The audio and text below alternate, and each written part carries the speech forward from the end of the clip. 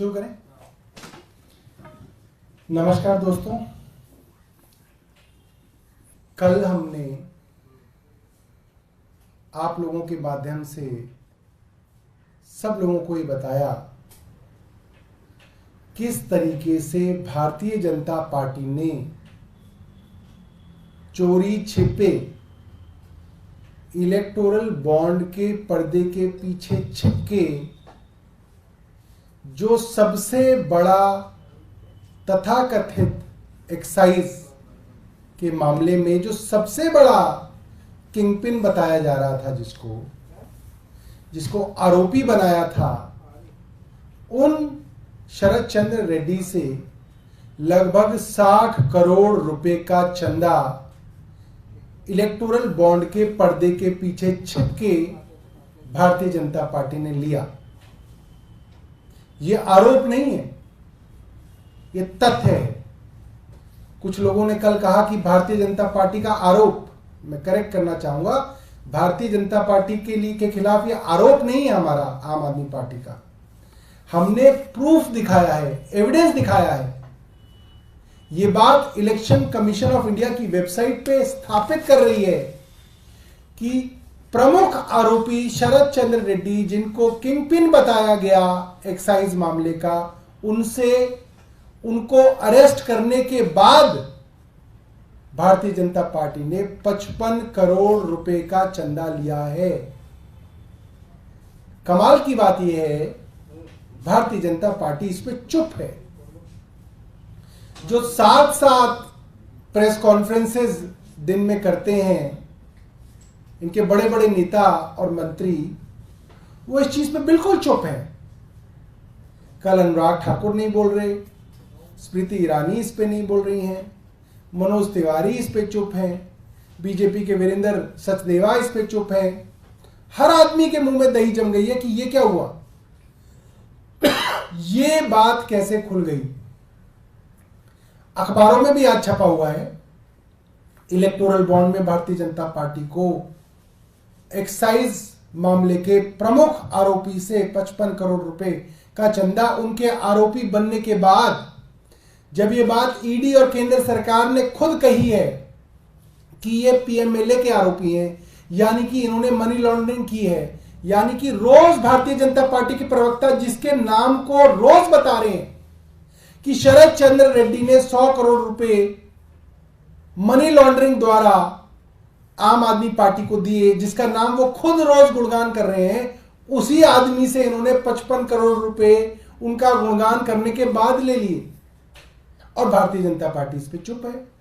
अखबारों ने जिन्होंने खबर छापी उन्होंने भी लिखा, BJP did not comment on this story. ये अखबारों में छपा हुआ है। क्यों भाई, आप लोग तो नैतिकता के पहाड़ पे चढ़ के अरविंद केजरीवाल को गालियां दे रहे थे अब तक, अब आप चुप क्यों हो गए। हमारे 3 सवाल हैं भारतीय जनता पार्टी से। मुझे पता चला कि बहुत शौक है वहां पे प्रेस कॉन्फ्रेंसेस करने का, तो मैं निमंत्रण दे रहा हूं भारतीय जनता पार्टी को कि प्रेस कॉन्फ्रेंस करें और इन 3 सवालों का जवाब जो है वो अपनी प्रेस वार्ता के माध्यम से दें, ताकि लोगों को भी पता चले, अखबारों को भी पता चले, अखबारों में छपे। तो सवाल क्या है,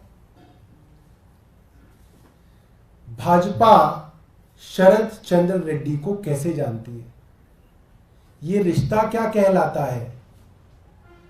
मनी लॉन्ड्रिंग के आरोपी को भाजपा कैसे जानती है, भाजपा का कौन सा नेता इनसे मिला, कब मिला, कहां मिला, क्या बातचीत हुई। कुछ तो बातचीत हुई होगी कि भाई हम आपको 55 करोड़ रुपए देंगे, हम आपसे लेंगे। ऐसा नहीं है कि कोई आपके अकाउंट पर ट्रांसफर कर दे और वो आ जाए, नहीं। इलेक्टोरल बॉन्ड बाकायदा फिजिकली दिए जाते हैं पार्टी को, और 50 करोड़ रुपए के बॉन्ड किसी को दिए हो तो ऐसा नहीं है कि कोई आपके दरवाजे पर रख गया और सुबह सुबह बीजेपी वालों ने दफ्तर खोला, अच्छा बॉन्ड पड़ा है, ओहो। बाकायदा देखे गए होंगे किसी मंत्री को, किसी अध्यक्ष को, और फिर बाकायदा उसके लिए बैंक के अंदर स्लिप भर के भारतीय जनता पार्टी ने शरद चंद्र रेड्डी के बॉन्ड को एनकैश कराया है। ऐसी छोटी बात तो नहीं है। 20,000 रुपए का गुप्त दान कोई दे गया, हमने रखी हुई थी मंदिर के बाहर दान पात्र, उसमें कोई डाल गया, ऐसा नहीं है। ये तो प्रॉपर हुआ है। तो ये रिश्ता क्या कहलाता है, भारतीय जनता पार्टी बताए। दूसरा, भाजपा ने शरद चंद्र रेड्डी से उसकी कंपनियों के माध्यम से लगभग 60 करोड़ रुपए क्यों लिए, ये भारतीय जनता पार्टी को बताना पड़ेगा। क्यों लिए भाई तुमने इनसे पैसे? ये भारतीय जनता पार्टी दूसरे सवाल का जवाब दे। और तीसरा सवाल ये है, चलिए वो आए, आपसे मिले, चोरी छुपे मिले, चोरी छुपे बॉन्ड आ गए, चोरी छुपे ले लिए। जब आप रोज प्रेस वार्ता कर रहे हैं तो ये बात आपने जनता को क्यों नहीं बताई? भारतीय जनता पार्टी ने ये बात अब तक क्यों छिपाई? भारतीय जनता पार्टी ने यह बात ईडी को, सीबीआई को और देश की जनता को क्यों नहीं बताई? बतानी चाहिए थी ना। अगर दाल में कोई काला नहीं था, सबको बताना चाहिए था। तो हमारे 3 सवाल हैं। पहला, कि ये शरद चंद्र रेड्डी को कैसे जानते हैं, कौन सा नेता मिला, कब मिला, कहां मिला, क्या बातचीत हुई, ये बताएं। दूसरा, इन्होंने इससे 60 करोड़ रुपए क्यों लिए लगभग, क्योंकि पूरा पैसा है 59.5 करोड़ रुपया। और तीसरा, इन्होंने ये बात जनता, ईडी और सीबीआई से क्यों छिपाई। मैं जैस्मीन शाह जी को कहूंगा वो अपनी बात रखें, उसके बाद हमारी चीफ स्पोक्स पर्सन प्रियंका भी इस पे अपनी बात रखेंगी।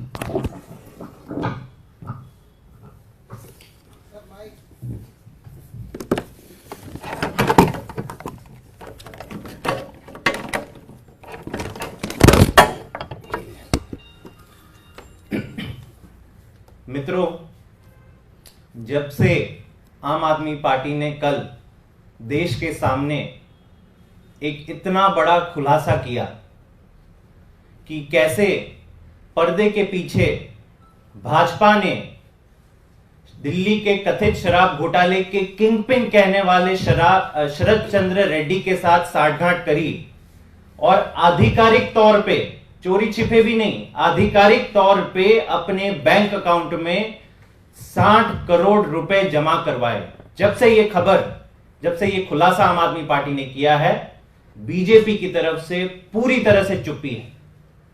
इनके प्रवक्ता, इनके बड़े बड़े नेता जो देश भर में आम आदमी पार्टी और अरविंद केजरीवाल जी को गाली देते घूमते हैं कि हां, हमने शरद चंद्र रेड्डी नाम के जो शराब कारोबारी हैं और जो किंगपिन है कथित शराब घोटाले के, उनसे 60 करोड़ रुपए लिए हैं, करना है जो कर लो आपको। ये साफ उनका स्वीकार, ये एक हिसाब से स्वीकार करते हैं। और ये इसमें स्वीकार ना करने की बात भी नहीं है, क्योंकि ये कोई डेटा हमारा नहीं है, हमारे पास पर्सनल कोई सीक्रेट डेटा नहीं आया, ये तो इलेक्शन कमीशन की वेबसाइट पर है। तो कल तक जो एक कथित शराब घोटाले में जो कई सारे राज छुपे हुए थे, जो 2 साल से मीडिया के साथ ही आम आदमी पार्टी के तमाम प्रवक्ता, नेता और देश की तभी जनता जो पूछ रही थी कि इस कथित शराब घोटाले में अगर इतना बड़ा घोटाला हुआ है, करोड़ों रुपए का घोटाला हुआ है, आप कह रहे हो कि प्रोसीड्स ऑफ क्राइम जनरेट हुई है, मनी ट्रेल है, तो पैसा क्यों नहीं मिल रहा, पैसा कहां गया? इस पूरे कड़ी की एक ही ये पूरा जो सीक्रेट है, इसके पूछे जितने भी राज हैं, उसकी केवल एक चाबी है, शरद चंद्र रेड्डी। जैसे शरद चंद्र रेड्डी का नाम गूंजता है, ये पूरा दिल्ली का कथित शराब घोटाला कल से सॉल्व हो गया है। ओपन एंड शट केस है कि किस तरह से भाजपा ने एक आदमी को, शरद चंद्र रेड्डी को अप्रूवर बनाने के लिए उनको पहले जेल में डाला। उनके जो पहले बयान थे जहां पे वो कह रहे थे कि नहीं, मैं तो अरविंद केजरीवाल से कभी नहीं मिला, उनको जानता ही नहीं, कोई मैंने रिश्वत नहीं दी। 6 महीने में उसे जेल में सड़ाया। उसके बाद वो कहता है कि अब मुझे याद आने लगा है कि मैं अरविंद केजरीवाल से मिला हूं। और इतना ही नहीं, दबाव डाल के उसको अप्रूवर बनाया और उसके साथों साथ उससे 55 करोड़ की उगवाही करी, इलेक्टोरल बॉन्ड के माध्यम से उगवाही करी।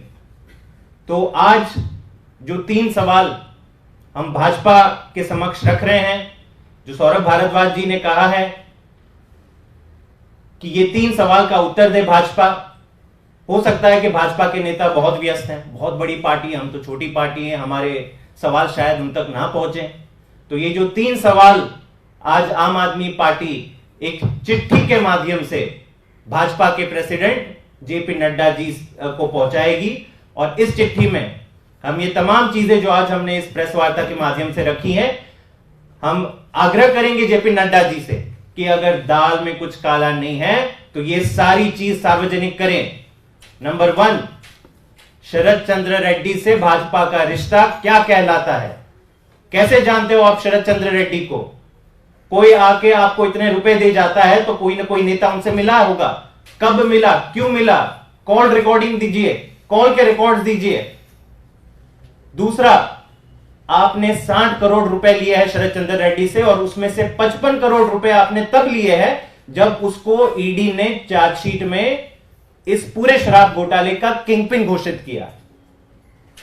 आप कह सकते हो कि उससे पहले तो हम नहीं जानते थे, बहुत सारे बिजनेसेस हमको पैसे देते हैं, पैसे लेने में क्या इश्यू है।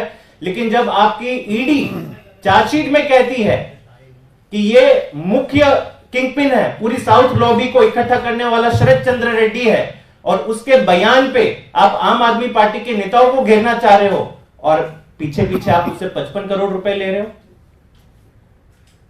तो ये हमारा दूसरा सवाल था। और तीसरा कि केवल आपने पैसे लिए तो लिए, लेकिन अब तक ये राज क्यों छुपा के रखा? जब इतनी बड़ी इन्वेस्टिगेशन चल रही थी, ईडी की इन्वेस्टिगेशन चल रही थी, सीबीआई की चल रही थी, इतने कोर्ट में इतनी सारी चीजें बात हो रही है, 2 साल तक आपने ये बात क्यों छिपा के रखी कि आपने ये सांठगांठ कर रखी है? तो ये खत आज हम आम आदमी पार्टी भाजपा को खत के माध्यम से ये 3 सवाल पूछेगी और 24 घंटे में हमें उम्मीद है कि वो देश के सामने ये सारी बात सार्वजनिक करें। प्रियंका कक्कर जी से मैं अब निवेदन करूंगा वो अपनी बात।